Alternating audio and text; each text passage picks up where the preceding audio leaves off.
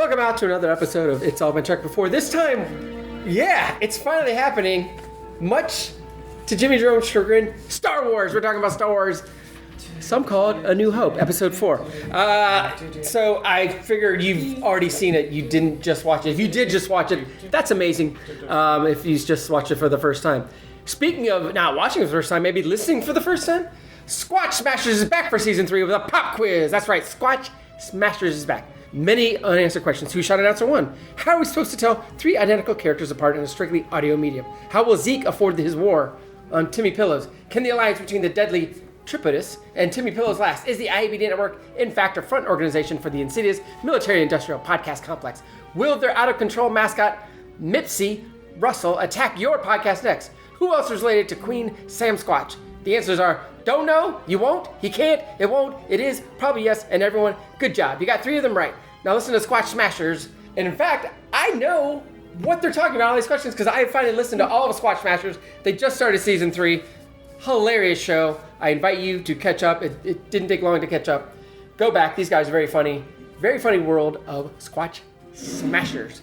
It makes a lot more sense now that I've listened after doing all these promos for the last several years. Some that shouldn't need any explanation at this point, but a way to support the Squatch Smashers and all of us here at the IABD Network and everything at IABDpresents.com is go to patreon.com/IABD.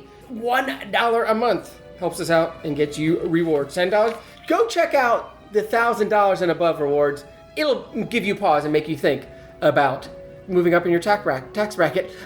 Speaking of tax bracket, maybe not. Maybe they are. Maybe these people are rich now. It's all been written. They're here. The 2019 winners for It's All Been Written. Every Monday, head on over to IABDpresents.com to read the latest short story from our winning authors. Visit the deathbed of a fixer. Marvel at the sun and moon. Hold on tight for a bank job and more. All the stories will be available free to read on the website for a limited time, so do not miss your chance to read a new piece of compelling fiction from some talented writers. And please, like I just said, support us at Patreon.com to help keep this annual event going. Patreon.com/IABD.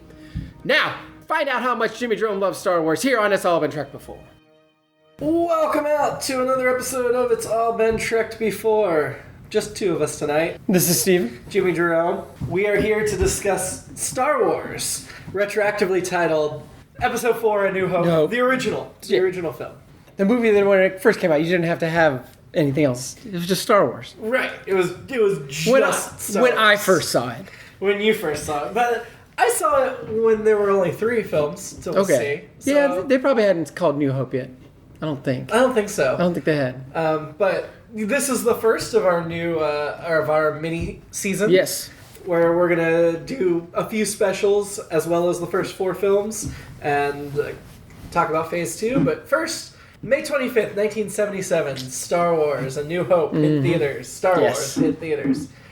First impressions of the film. Okay, that was a dumb question.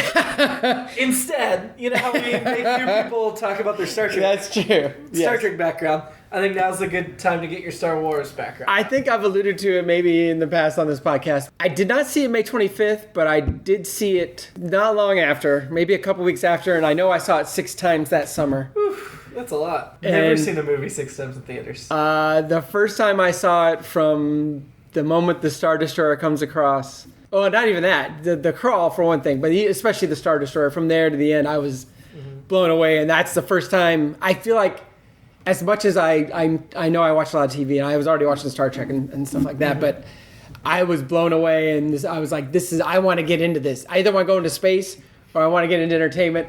I got entertainment. I'm never getting into space, because turns out my vision's bad, even corrected, and my motion sickness wouldn't help, and at this point I'm too old. Anyway, I was blown away. I loved it. I was buying Star Wars figures when they were $2 when they first came out. Yeah, I loved it. I couldn't get enough of it. And I know we've talked about it earlier on this podcast, me trying to go back to when I first watched episodes of Star Trek, and I was able to do that sometimes. Same with this. I think I listened to the Star Wars Minute podcast, one of my favorite podcasts, where they break it down minute by minute, literally.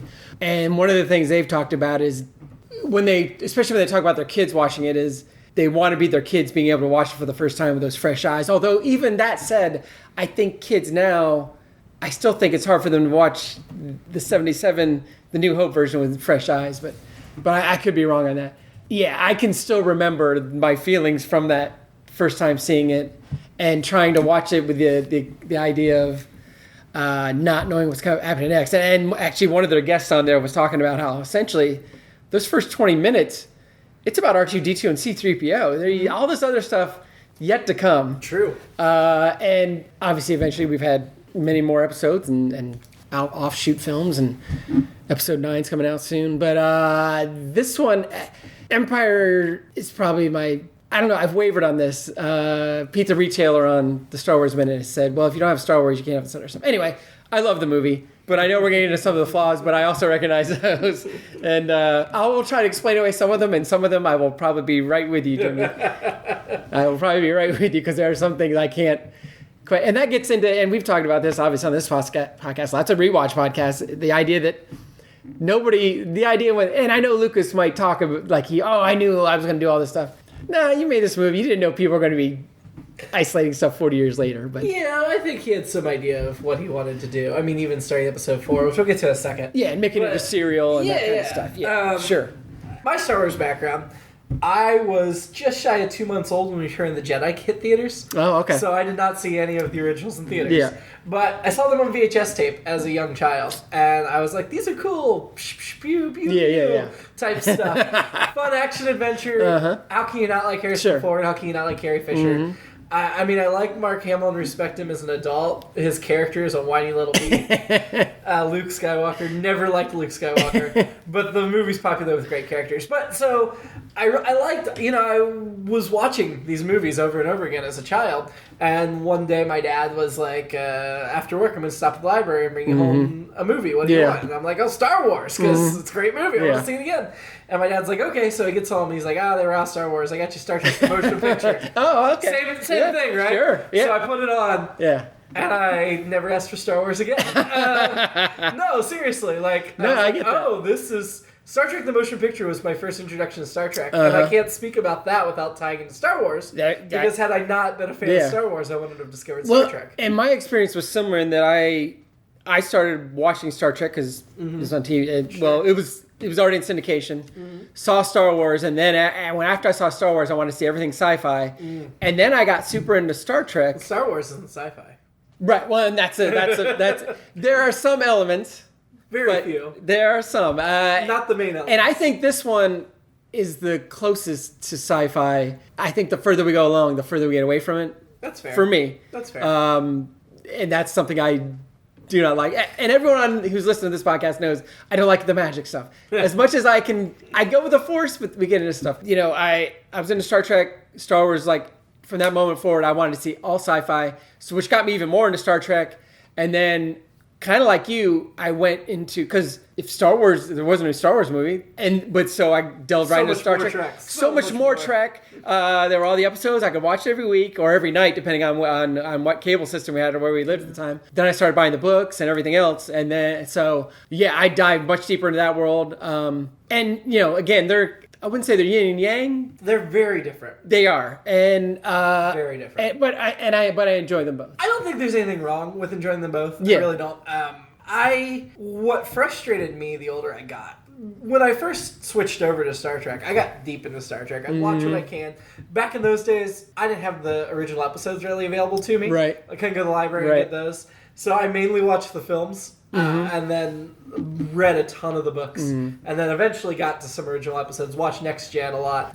But Star Wars, I was like, those are fun. I don't need to... After I'd seen them half a dozen times, I'm like, okay, I'm good. I didn't get into the Star Wars books. I read a couple of them. But it was Star Trek. And that's something for me is... I know there weren't as many Star Wars books, but I never really had... And I know they're better ones now, and Eric Sternberger can tell us all about those. And we were talking about from a different point of view. Yeah, the 40... From a certain point of view. 40 stories set during the original. That's cool, but I was the same way at the time. I was like, I really wasn't that interested in reading the Star Wars. Yeah. There were Star Wars comics, which I read, but I didn't love those. I would read the novelization of the Star Trek things. But anyway, you were... No, that's okay. I never hated it. I was just like, it's fun, but it's nothing... It's not special like Star Trek. It's not... And then the older I got, the way people just held Star Wars up on such a pedestal would annoy the heck out of me. That's fair. Because people always ragged on me for Star Trek. And I kept... In my mind, I'm like, there's no contest. Star Trek's so much better. It's more sophisticated. It's more complex. not every episode was perfect. We just Sure. got the original series. There's plenty of crap. Right. There is. Plenty of crap. Sure. But the best of Star Trek is much, much better than the best of Star Wars, in my opinion.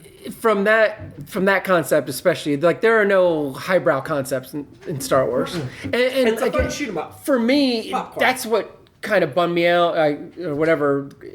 What I liked about the first 2 movies, and maybe into the third movie too, is it was a universe that was lived in. Mm-hmm. Like the Millennium Falcon's a hunk of junk. They live on Tatooine. It's all crap. Yeah. It's all this, and the idea was this is this society, this galaxy that everything's fallen in disrepair, and that coincided with the 70s in America. It was like, man, we used to be this thing, and now we're losing to Vietnam and all this stuff. All that stuff's going on too, and not that I was that worldly at 9, but obviously I've read since then. Yeah, of course. And that interested me a lot more, was this idea of just the tagline, a long time going, a galaxy far, far away. Like a lot of people still can't still say it's futuristic. No, it's right, not it's future. not. It's not future. Exactly. And I thought that was fascinating, and the idea that everything was so sleek and new. And I know Lucas was able to do better, but I was like, no, I like that world that's lived in, and that's what I feel like about the Star Trek world. For the worlds they visit are different. There's different things, and these are all people that have lived lives. And it's a lot of different people. It's 5-year missions to explore brave new worlds and seek out new civilizations. So it's different experience, and it's much deeper. Like even some of the episodes we don't like, lots of times there are these great concepts introduced, and I'm with you on that. Like there's no great concept. Even the Force is not a great concept. In fact, again, that's another one. I think it's great in the first movie, and I'm interested in the second, maybe even the third.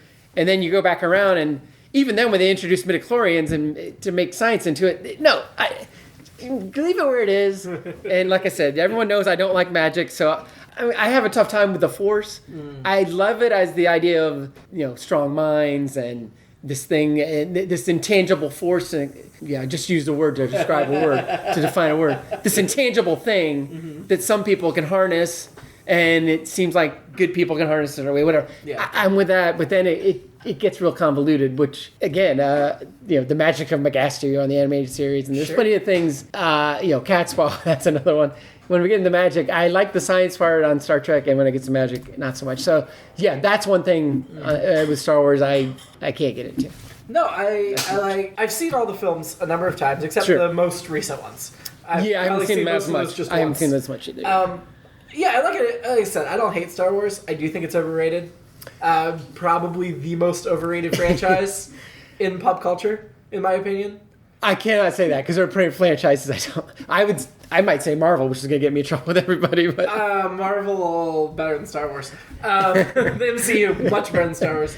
Probably.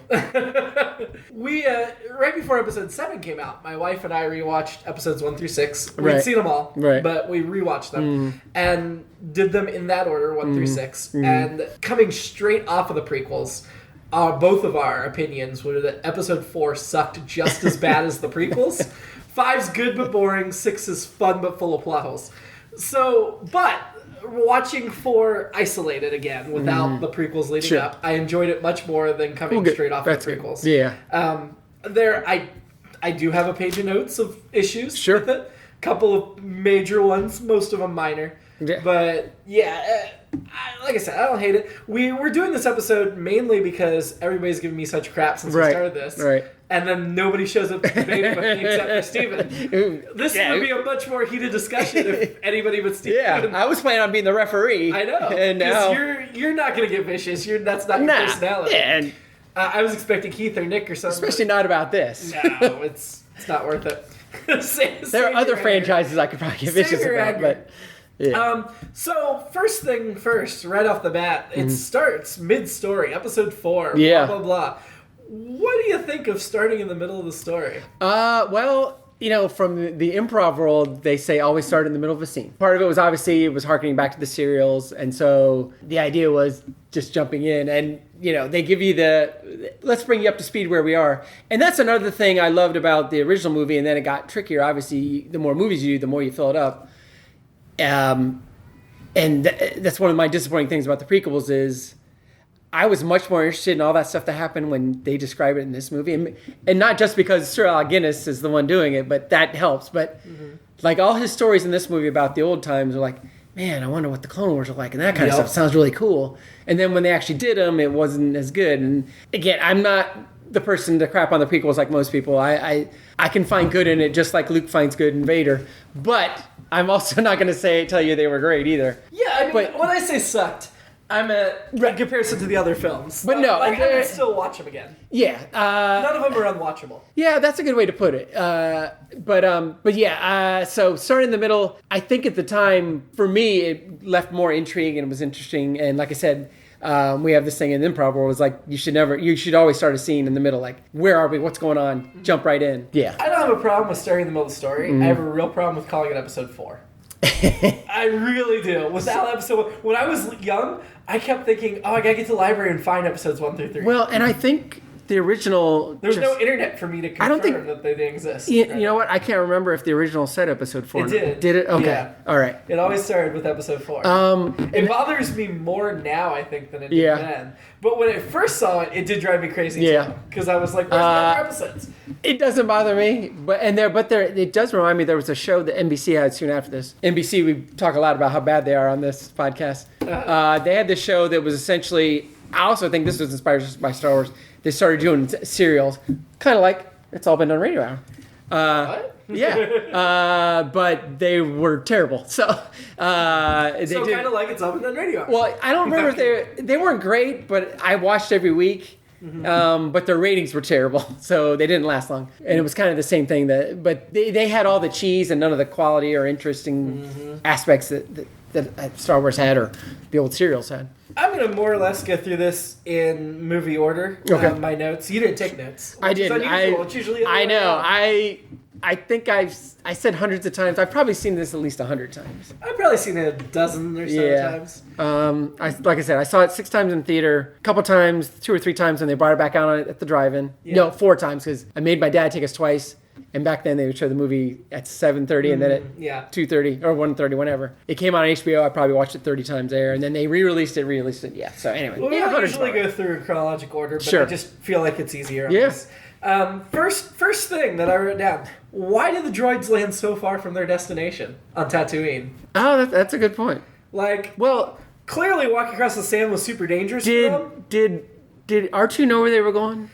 He knew he had to get to Ben Kenobi, and he clearly got to the right general part of the planet, but you think he could land a little closer. Well, I don't know how well the steering is on those pods. That part I don't know. But I felt like they just get out. But yeah, he should have been able to. I think he should have been able See, to land. I think, and again, watching it the first time or whatever, it's like, I don't understand why this droid's doing all this stuff.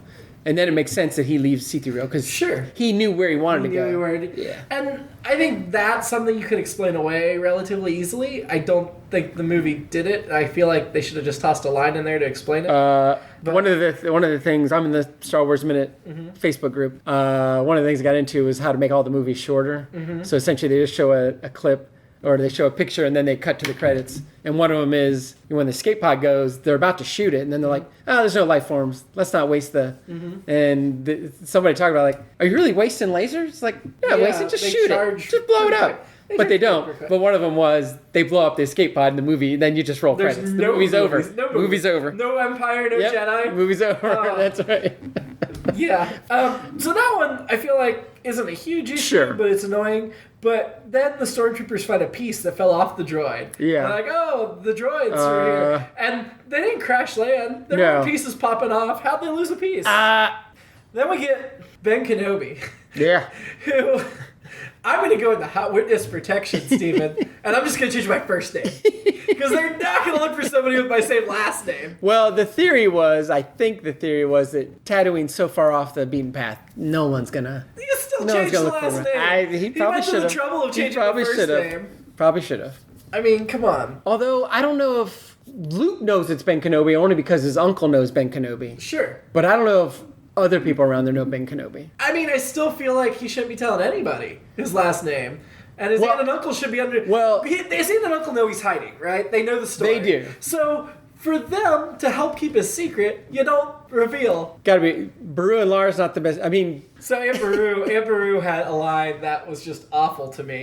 Yeah. Where she said he has too much of his father in him, but very light jokingly. Uh-huh. And I'm like, yeah, I can imagine if Hitler's adopted son, hey, you got too much of your dad in you. Like, Vader's done some really awful things. yeah. But that just seemed way too lighthearted. Well, if he's got his father. I think that line's supposed to be more like, I care about Luke. You can't keep him here long. He's got too much of that free-running spirit. Because at that time, that's all we knew. I get that. Yeah. I'm just saying that actress, well, of course the actress didn't know. She didn't know either, yeah. Because nobody, Hamill didn't know at that point. No.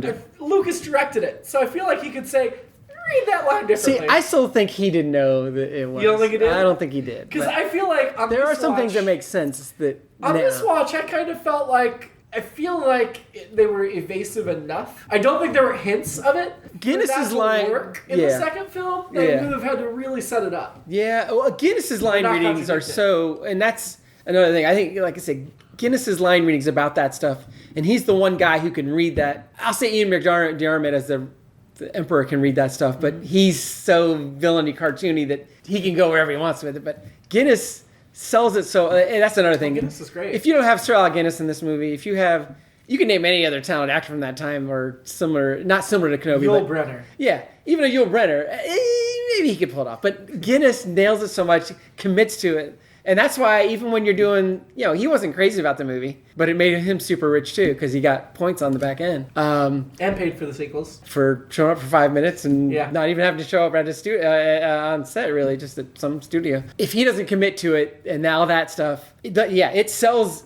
all that backstory. And I think that's what makes the idea of these other past worlds so intriguing.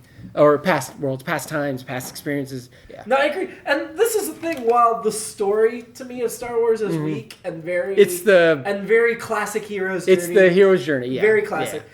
What makes Star Wars unique, and I can see a hook for somebody to grab onto, is there are really good characters in it. I mean, I love Harrison Ford and I love Han Solo. I love Carrie Fisher, Leia. Well, and I think, and this is something I talk about a lot, is, this came out in 1977. Carter's just been elected. We just went through Watergate. Yeah. Vietnam was not too long before. So, the Empire, and again, I'm putting a leftist spin on it to an extent, but that was the time. They're these bad guys that were just in government. We don't trust the man. I felt like it's a very reverent time, and that's the thing. I think in this movie they meld that Shakespearean dialogue just enough with the Harrison Ford, and even Mark Hamill and Carrie Fisher are talking more like people of that time than the Shakespearean thing. And then that's the problem with the prequels too. There's no Harrison Ford. There's no Carrie Fisher. There's no Mark Hamill. There's no that humor. All the humor is all the terrible, punny, crappy stuff. But I think, and that's what... Well, you still have the droids. You do have the droids, but I think even their humor doesn't work as well because it's not as you need the innocent. You need the outsider. You do, and you just don't have that guy who's not taking it so seriously. And not to mention Harrison Ford is just perfect at it, and that character is great. And and the other thing along those same lines that I love about it so much is, and I know I loved it at the time, is the droids are essentially. I think Lucas said he borrowed them from the Magic Castle, a Japanese movie, and it's also the Wizard of Oz. They're the Tin Man, but they're different spins on it. It's and again, those two look like they have been through some stuff. And they have, because we saw the prequels. Yeah. I mean, C-3PO, there were things he said and did that didn't make sense. From a logic perspective. Yes. From a character perspective, they were perfectly in line. He's a ninny. He's awful. Yeah. In fact, my alternate episode, which I wrote down, and this isn't seat of my pants for once. All right. I want to see them reframe this movie as a C-3PO R2-D2 love story as the main plot. As the main plot. I got it. Like, Lion King 1.5, where they reframe the events through Timon and Pumbaa's perspective. Yeah. I think you do that with Star Wars as them.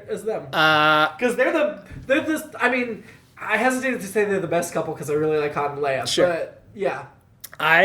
We were joking about the end, which is super corny. A lot of this movie is corny. Again, but in an earnest way, not in a hey, we're gonna do some corny stuff. Check out how corny this is. I feel like unlike some stuff you see, when R2-D2 came out at the end, when I first saw it, I didn't know R2-D2 was okay. I was excited when I saw it. Yeah, I'm sure. Yeah, I was like, oh, you made it. It's great. I can see that. And I still get emotional when C-3PO says, I'll donate any parts. So it is that It is that arc for them, kind of. I know Lucas says, well, I always plan for them to be in all 9 films, but he doesn't have any control over it now, I guess. I mean, just to skip to the end Sure. with my notes on the end, I do think it's a really corny end. I think there's a better way to do it. It is. It is. Such a better way to do it. I love it, but it is They're still still corny. on the same base, which had to be to save budget. And then R2-D2 in the laugh line, it felt very much like the end of original series Star Trek episodes where they had to... Oh, they looked at him, yeah. It did. Another thing they ripped off.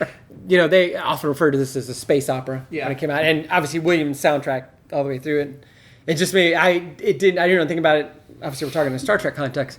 But just like, you know, the animated series, you talked about how much music there was. Yeah. But the original series, even though there were some... And we've talked about the stingers. They're like, oh, that's a bit much. But... There's some great music on the original, absolutely. The original series. Absolutely. Yeah. And honestly, Star Wars, there are a couple moments in this film where the music kind of goes a little too much. But overall, it's a great soundtrack. It is, yes. Yeah. It's very iconic for a reason. And originally, he was thinking of going the 2001 route and using classical music. I'm glad he did it. And he did, and I think he changed John Williams' life, and I think he changed cinematic scores for... So much of the Star Wars music is known out of context. Yeah. You can't say that about most films. That's true. That's true. I mean... There's a handful, but you really can't. Mm-hmm. Oh, so Vader, like, they were mouthing off to him, and then he force chokes the guy to death. And I'm like, so is he laid low for 20 years and not force choked anybody? And if so, why did he choose now to expose himself? And that's another thing I think is so much more interesting in this movie than in the later movies and even the earlier movies. But, you know, Vader was the breakout star. Sure. So everyone wanted to see more Vader. So... I liked it more interesting that he is this relic. I think they call him a relic in this. Yeah. And like, you know what? No, we got this authoritarian, dictatorial, and you kind of have that in the new ones with Kylo Ren and Domhnall Gleeson's character. I'll just call him Red. But I think they're trying to capture that kind of dynamic. But yeah, it's more interesting to be like, okay, this guy's using some weird force thing, and he's at a meeting and bureaucrats are giving him crap. He's like, I'm going to choke you. But then like... Oh, we know Anakin's a hothead. He should have been doing it routinely for the last 20 years. And it maybe... should be a secret. Yeah, I don't know, because like, he's kind of on Moff Tarkin's leash. Yeah. Which I think... so that... I get that. That dynamic's more interesting to me, like, oh man, how did they... So maybe they were like, you got to cool your jets. But then I try to jibe that with the end of Rogue One when he comes in and he's super villain. Yeah. And I know for lots of people that was their favorite part. That was my least favorite part of Rogue One. I'm like, Darth Vader, yeah, he's a terrible villain, but he's not Superman. Because if he was, then why is he choking the guy with his bare hands 5 minutes later? I hated that part of Rogue One. And I even hated that Vader was the star after Star Wars. So I was like, he's a villain. I hate him. I get it now.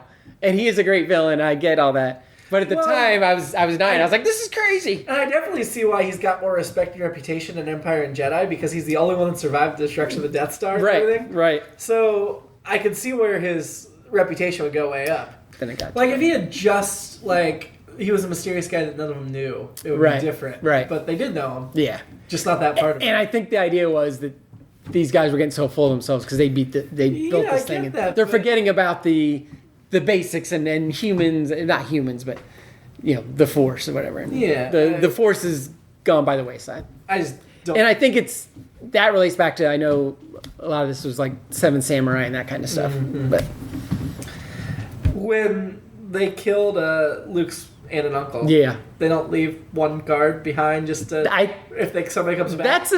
I had literally never thought about it. That's a fair point.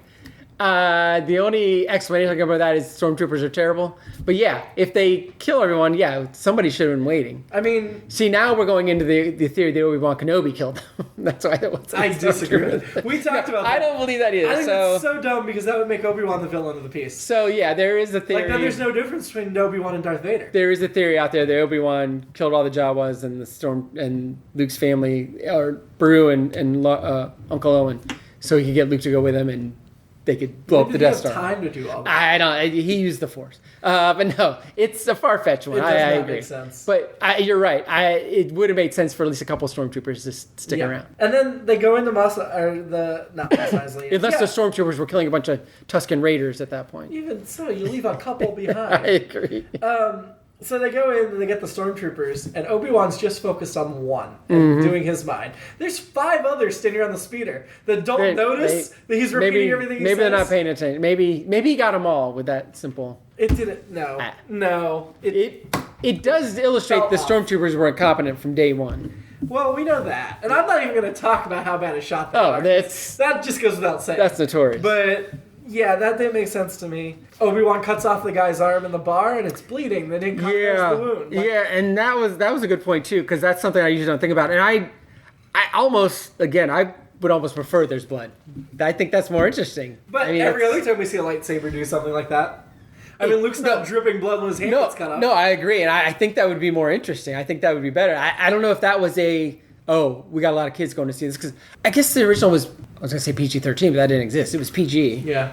But you still had that blood. I feel like whoever was in charge of getting that arm ready, they're just like, got cut off. Of course, there's blood, and nobody bothered to tell him. Yeah, maybe you're right. Yeah. I think that seems like a '70s kind of thing, though, that there would be blood. I mean, this is Lucas's New Hollywood. Yeah. Yeah, I'd be more interested if people were losing. It's like Kill Bill when they're cutting off arms left and right. Yeah. There's blood everywhere. That's the way it should be. That's the way it should be. But I feel like a lightsaber. I get why it would cauterize. I get that, but it didn't here. Yeah. There's just this one time. Maybe it was the fabric in the shirt. No, Stephen. I don't have a good explanation for that. Other than I wish there was blood every other time. Obi-Wan, when Alderaan's destroyed, says he heard all the voices cry out in terror, and then there was silence. But that beam was very instant. Where was they have time to cry out in terror? Well, he said I think he actually uses a simile. He felt as if 1,000 voices had cried out and then were silent. So it's a metaphor. It's a simile and a metaphor. What? I mean, they weren't crying out. It was sudden. He felt it. He didn't feel them crying, and then he felt something that felt like that. But how would they even have time to have terror? He felt the pain of the planet. He felt all their pain. That reminds me of there's another spot in the movie. So they come out of that, and it's Alderaan. They're like, oh, it's Alderaan. Mm-hmm. And then the TIE fighter comes over, and Solo's like, oh, we're going to get them. And Kenobi's like, well, that's a small... If they listen to Kenobi there, and he's like, nah, let it go. Let's just go do what we need to do. I guess the movie's just shorter. They get to the base. Yeah. They get the plans. Oh, but then the princess would be on the Death Star. Yeah. But they just have to blow it up when they're on there. Wouldn't they? Yeah. I know that's a different movie, but if they listen to him there, then they don't get trapped. They don't. Sure. So anyway. Well, the helmet that Obi-Wan pulls off the wall to put on Luke. Why is there a helmet just sitting there that has some type of shield you can't see? What's the point of that? I don't know how that works because it looks like a welder's blast shield. Yeah. But it's not a see-through blast shield. Right. How would I don't know. So what's the point? I've never understood how that works. What's the point? The blast shield. I don't know. Wow. What is that like? What use would you have for a shield that you can't see through? Right. Is it just when you know someone's going to blow something up near you, you throw it down and then, I don't know. Wouldn't you just duck and cover? It makes no sense. I don't understand. And that helmet just lying there. It makes no sense. If it was specifically used for force training, that would make sense. But then it wouldn't be on the Falcon. Right. Yeah, I agree. How'd they get out of the docking bay unnoticed? 94. Oh, yeah. No. So the one guy that's like, hey, the stormtrooper's not responding. And he looks out, and the stormtrooper's hitting his helmet. Yeah. Get that. I get that. Mm-hmm. But the rest of them have already snuck up there. Right. Well, so how'd they get out unnoticed by everybody else in the bay? And then the leader, they left somebody behind knowing that the leader was eventually going to notice, and they could use it as a distraction? So they come, I think Han and Chewie come out. Mm-hmm. Do they have the droids too? Yeah. Okay, but that guy says they haven't checked in yet, right? Yeah. So they could have left, and then the guy's like, well, I haven't heard from him. And I guess maybe he didn't look. He was distracted with But then he looked, and the one guy comes out of the Millennium Falcon and it hits his head. It didn't make sense. That one I can buy, that he's just busy with other things. Don't understand what's going on in the garbage chute. There's a living creature. First of all, there's water. Don't know why. Right. Then there's a living creature that doesn't get crushed. The Dainagu. That doesn't get crushed. That just slithers around and eats something. Well, I don't think it ever comes all the way together. Then why are they worried about getting crushed? Well, it comes closer together than that.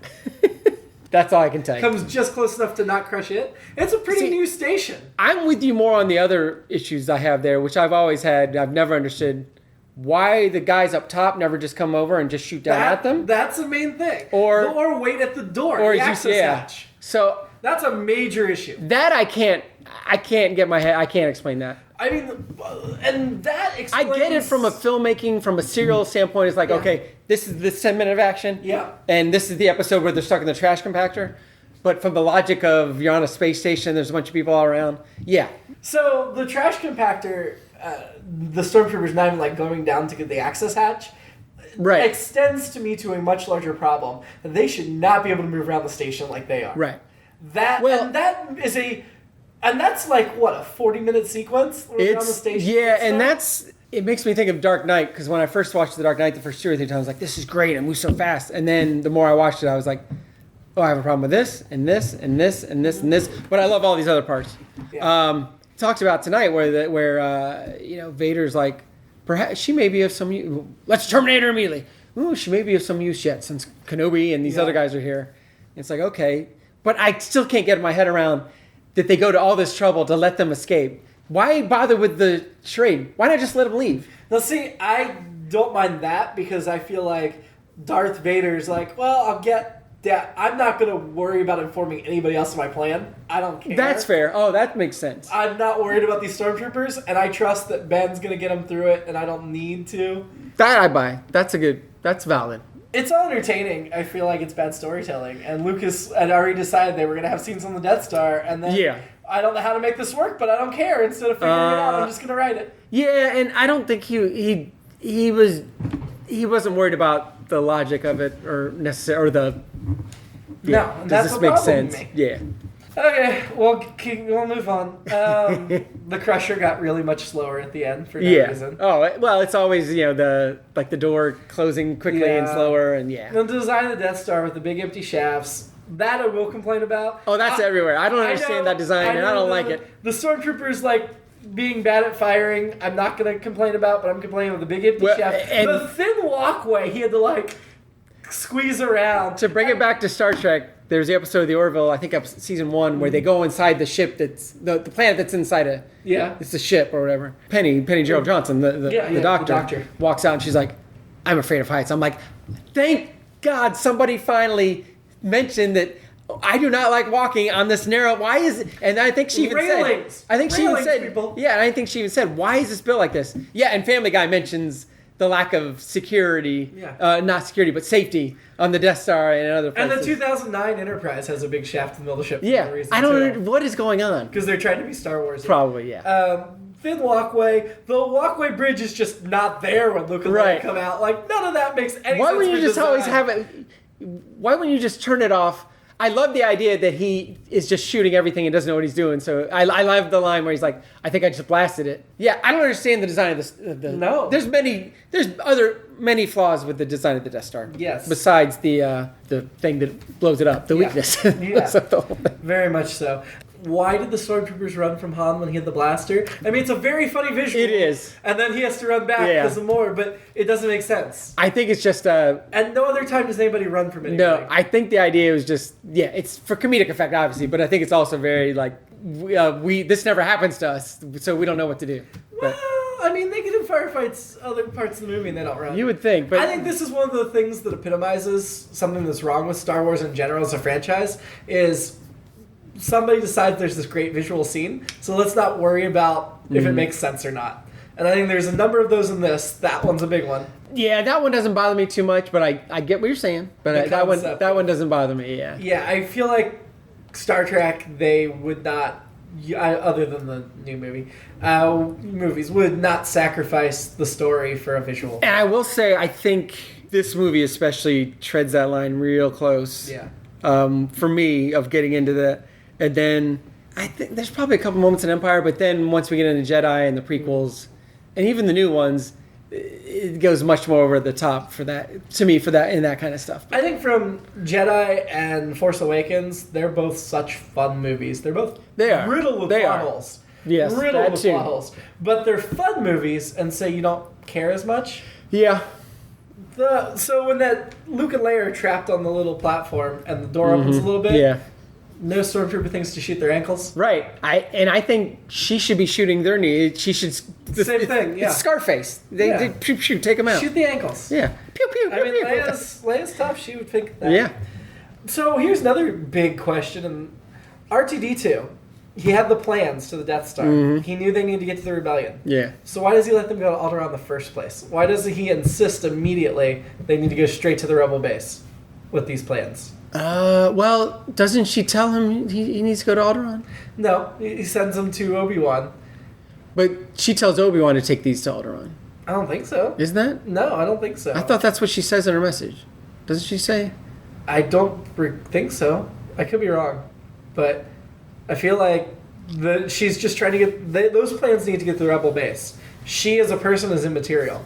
Why is R2-D2 not taking the plans straight to the rebel base? I thought he was supposed to get him to Obi-Wan, who was supposed to get him to Alderaan. But then once Alderaan's gone, they're like, oh, I guess we should take him to the base.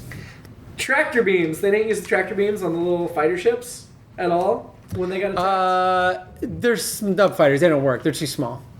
I think a tractor beam could... Too small, too fast. You can't really lock in. I think a tractor beam could pick up a little ship. And then when the Millennium Falcon comes back, they'll try a tractor beam. I don't even like the idea that they're using the term tractor beam in this other galaxy. That's true. I mean, I'm sure they realized they were off and turned it back on by now. The rebellion seems to be flush with cash and ships when they show up, because they give Han his award and then the reward, and then Luke's got a spare ship just laying around waiting for him to fly it. Yeah, see, Leia says, my father will know how to retrieve it. You must see this droid safely delivered to him on Alderaan. Okay. So that's I'm sorry. That's good. Yeah. I stand corrected there. This one I'll forgive, but seriously, there's no noise in space. There was so much noise. I know. So much noise. Yeah, I know.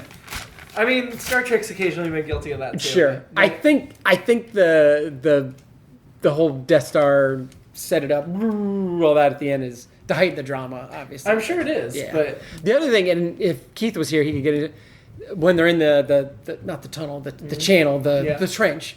They're all on the same level. Why wouldn't somebody come up and come back down to try and avoid getting shot? Or fly straight Because then, the hole? The Millennium Falcon, yeah, exactly. Instead of going through the trench. Right. Yeah, makes no sense. Yeah, I mean, I know, again, obviously it makes for drama and whatever, but I agree. I could never get my head around that either. I think the first half of this movie is better than the second half. I think before they get to the Death Star, the movie's more solid. Yeah, I'd agree. I think it's more interesting. It's more mysterious. Where are we going? Mm-hmm. And we're meeting all these new people. Mm-hmm. And there aren't the big giant... I mean, there's plot holes, but not big giant ones. And even the final Death Star attack, I still watch it.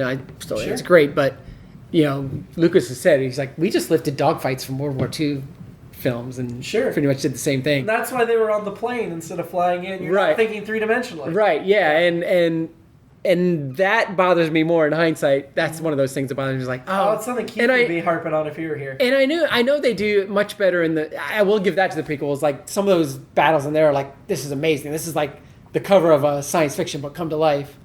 But in those, it's even more of a...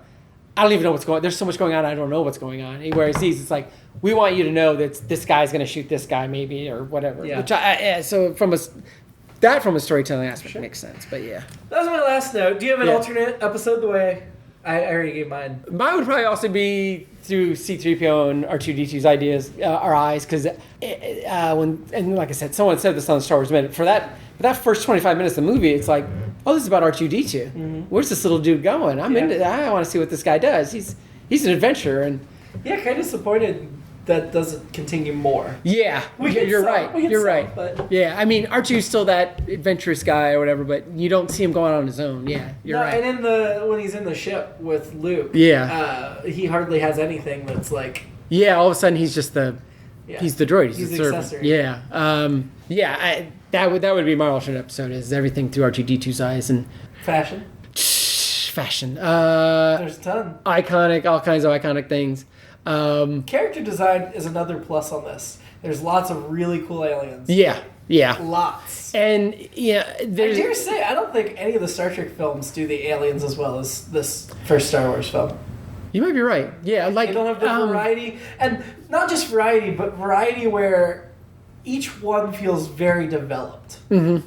They're not just background. Yeah, and I don't think for this movie Lucas did it for that reason, although... A lot of those guys in the bar scene and everywhere ended up being toys. Yeah. I think in later movies, I think some of it was like, let's make this weird guy something and make it. Lucas gave them all names, especially after the first movie, because he's like, they're going to be a toy. That's going to be a toy. And how many novels follow each of those little... Yeah, and I think those are fascinating too. So those guys were interesting. It's that cantina sequence was one of the... Oh, it's great. It's iconic. It's fantastic. And it just makes it... It's another one of those things that makes it feel like a world that's lived in, or, Yes. or a planet that's lived in. I will give major credit to that sequence. And I think the Star Wars Minute guys talked about that a little bit too. Is that some of them you're like, oh, okay, we can tell they got a mask on and whatever, but it still looks better than a lot of the CGI stuff. I think maybe now some of the CGI could be better, but when they did the 99, the only turn of the time century. the effects really bother me is we forgot the disclaimer at the beginning. We watched the special edition on Blu-ray. Yeah, we did. Because we didn't think of it till a couple hours before we watched to try to track down the original. That's right. And it's pretty much impossible. Yeah. Unless you have a VHS floating around that you had access to, which we did not. That's how Lucas gets you. So we had to watch the special edition. Yeah. When Han stepped over Jabba's tail. Yeah, it looked real I bad. hate that It part. looked real bad. Whenever anyone says it's a special edition of this, that's the first thing They I did think not do a good job making Harrison Ford move up and down. It looked very fake and not polished. of. Yeah. But back to fashion. Oh, yes, sir. Solo's outfit is great. I love he's showing the chest hair. I like Leia's. I think, and as a 9-year-old, I didn't notice this. As by the time I was 12, I did. Mm-hmm. She's not wearing a bra, and I think that was Lucas's idea that she shouldn't wear a bra in there, which may have been more of I want you to be a 70s space princess than anything else. Her hair in the buns, amazing. She's not the traditional princess. She's already tough. Yeah. It's very easy to see where she goes from this to General Leia. Yeah. Very easy. Yeah.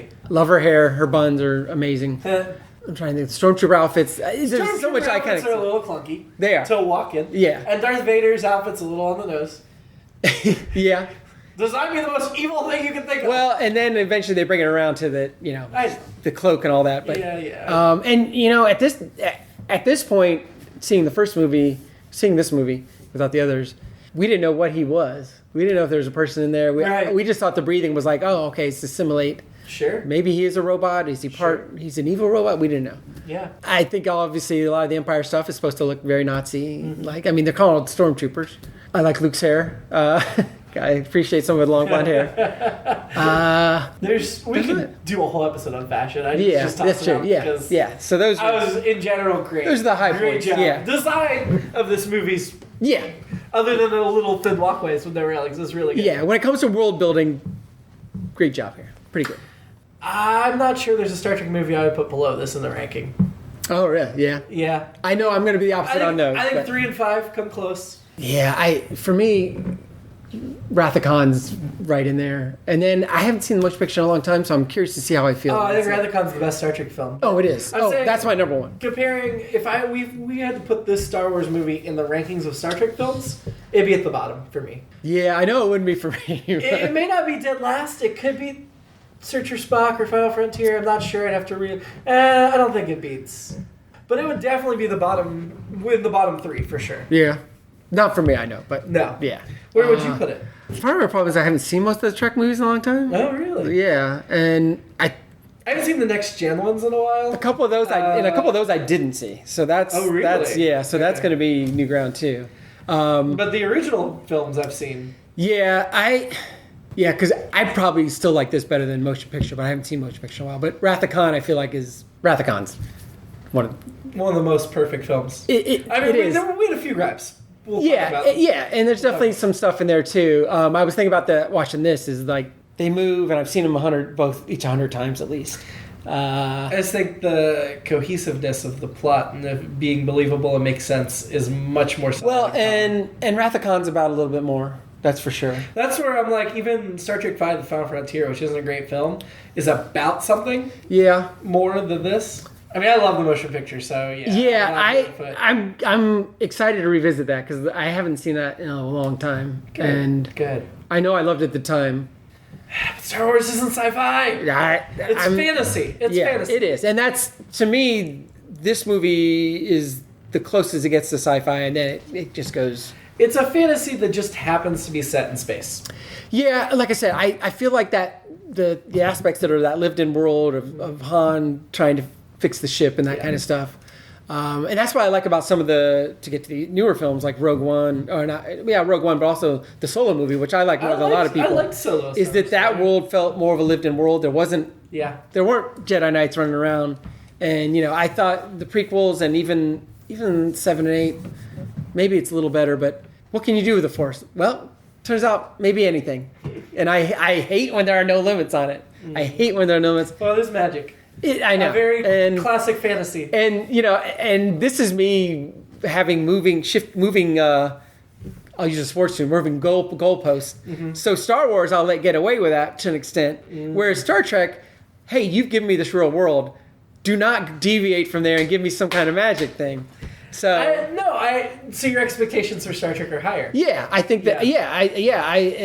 I think that's part of why there's so much about Star Trek that's so much richer. Yes. And I mean, that's where I judge The Final Frontier harshly. It's not a bad movie, but compared to other Star Trek movies. Well, and even somebody who doesn't know Star Trek, you get those characters you get Kirk and Spock and those guys real quick. Oh, yeah. And if you have been with them all along, the weight there is so much even greater. And I'm not even talking about the end of the movie, all the stuff even before then. Yeah. And so I think that's the thing you get out of episodic television or doing a television series where on the one hand, you'd be like, well, week to week, doesn't matter as much, blah, blah, blah. The stakes aren't as high. But on the other hand, you get that development. And, we've bemoaned the old series not being being more week to week, or not week to week, just each self-contained episode rather than, developing those arcs like we see these days. But to give a little preview of what's coming up for this miniseason, obviously this is Star Wars.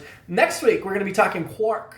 The 1970 series that the pilot aired in May 1977, and then it ran from February through April 1978. Yeah. It's only 8 episodes. You can find them on YouTube and stuff. Yep. So watch them, and then come back and listen. Yeah. Then the week after that, we're going to talk Star Trek Phase 2, the television series that almost was but wasn't. Then we're doing Motion Picture at the Concert Spock Voyage Home.